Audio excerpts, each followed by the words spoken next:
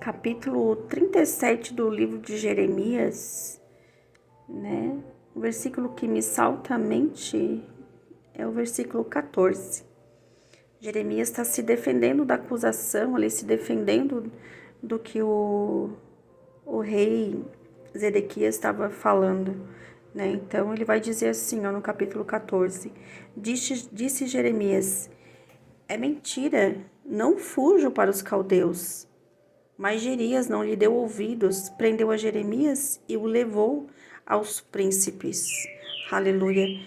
Jeremias estava se defendendo da verdade que ele estava pregando. Ele estava proferindo a palavra de Deus. Ele estava profetizando segundo a ordem do Senhor. Ele estava profetizando a palavra de Deus, que estava trazendo juízo e condenação para aquele povo que seria levado cativo para a Babilônia, né? Que seria invadido pelo o povo do Egito, aleluia, por permissão de Deus. Então Jeremias, ele estava falando, proferindo a palavra de Deus, mas havia oposição contra a palavra de Deus. Havia oposição contra o profeta, porque o profeta proferia a palavra de Deus. Então toda vez que alguém se levantar contra um profeta que profere a palavra de Deus verdadeira, aleluia, ainda que seja palavras de condenação, ainda que seja palavras de julgamento, ainda que seja palavras para levar a pessoa ao arrependimento. Se o indivíduo se levanta contra esse profeta, ele está se levantando contra a palavra de Deus. Não é contra o profeta, mas é contra Deus.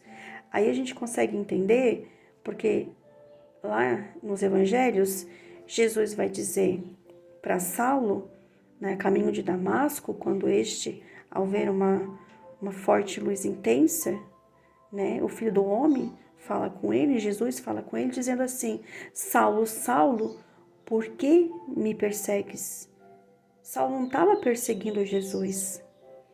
Saulo não estava perseguindo Cristo. Saulo estava perseguindo a igreja de Cristo. Saulo estava perseguindo, aleluia, os seguidores de Cristo, os discípulos de Cristo. Mas Cristo, na sua misericórdia e bondade, ele toma para si a dor daqueles que estão sendo perseguidos, né? Por isso que ele disse para Saulo: Saulo, Saulo, por que me persegues? Ou seja, por que tu persegue a minha igreja, os meus servos, né? Então, é Jesus defendendo ali os seus discípulos.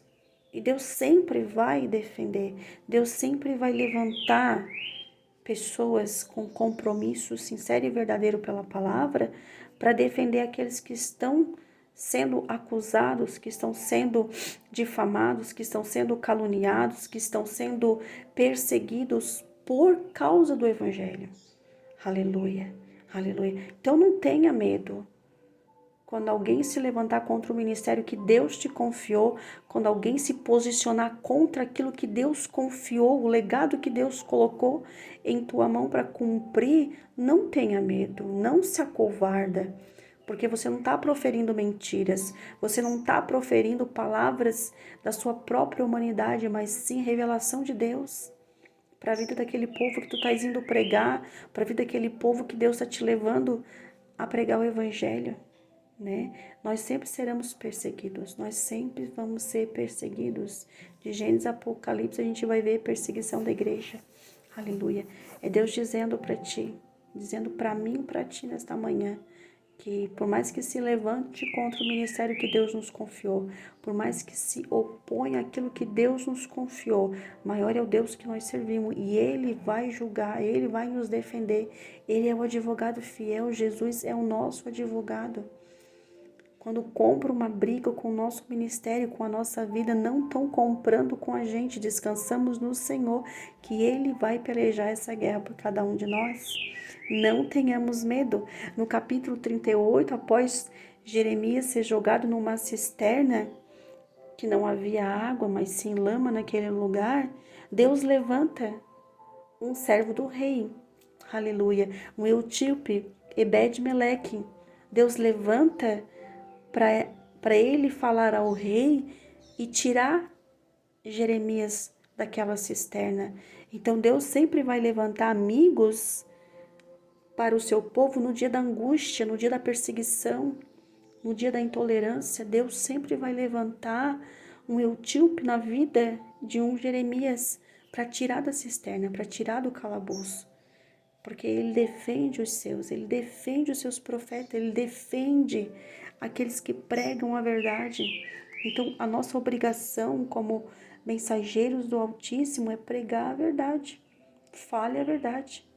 Se ela vai doer, se não vai doer, se gosto, se não gosto, pregue a verdade. Sem medo, confiando no legado que Deus te deu, confiando no chamado que Deus te deu. Porque se tu for levado cativo, se tu for levado, ser jogado numa cisterna, aleluia, por causa da verdade que tu carrega, Deus levantará um Eutíope, um Ebed-Meleque para te tirar dessa cisterna.